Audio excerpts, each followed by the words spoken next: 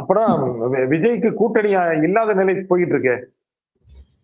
தனியா இருப்ப காங்கிரஸ் வந்துச்சுன்னா சரியா போயிடும். இல்ல உங்களுக்கு காங்கிரஸ்ல ஒரு செக்ஷன் வந்ததுன்னா என்ன பண்ணும்? அதுக்காக வெயிட் பண்ணிட்டு இருக்காரு. எனக்கு திருப்பி திருப்பி ஒரே ஒரு கேள்வி கேட்கிறேன் நிஜந்தன். திமுக கடந்த 3 நாட்களாக ஏன் மௌனம் சாதிக்கிறது?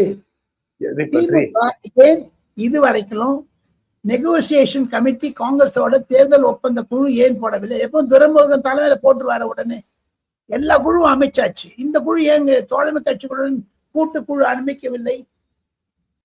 அவங்களுக்கு சந்தேகம் இருக்கு. திமுக கொடுக்கிற இடங்களை காங்கிரஸ் வாங்கிக் கொள்ளும் அப்படின்னு திமுக நினைக்குது. அப்போ இன்னும் நிறைய இருக்கும் ஆட்சியில பங்கு கேட்கறாங்க, மாட்டேங்கிறாரு ஸ்டாலின். அது மாட்டே தானே சொல்லுவாங்க. எந்த திராவிட கட்சி தயாரா இருந்திருக்கு? எடப்பாடி மாட்டே தான் சொல்றாரு.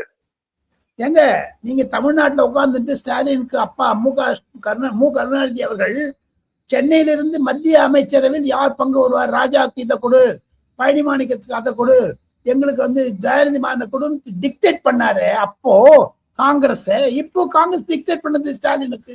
சிம்பிள்.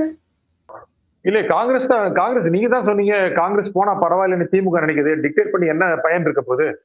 இது வரைக்கும் பண்ணியிருக்காங்களே பிரேக் பாயிண்ட் அதுல தானே வந்தது. அந்த டிக்டேஷன்ல தான் பிரேக் பாயிண்ட் வருது.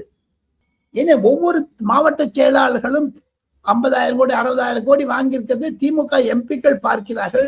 காங்கிரஸ் எம்பிக்கள் காங்கிரஸ் தலைவர்கள் மாற்றுறாங்க. அதனாலதான் இப்ப பாருங்க தமிழ்நாட்டில் டிஸ்ட்ரிக்ட் செக்ரட்டரிஸ் மாத்திட்டாங்க. இப்போ டிஸ்ட்ரிக்ட் பிரசிடென்ட்ஸ் எல்லாம் புது டிஸ்ட்ரிக்ட் பிரசிடென்ட் போட்டாங்க.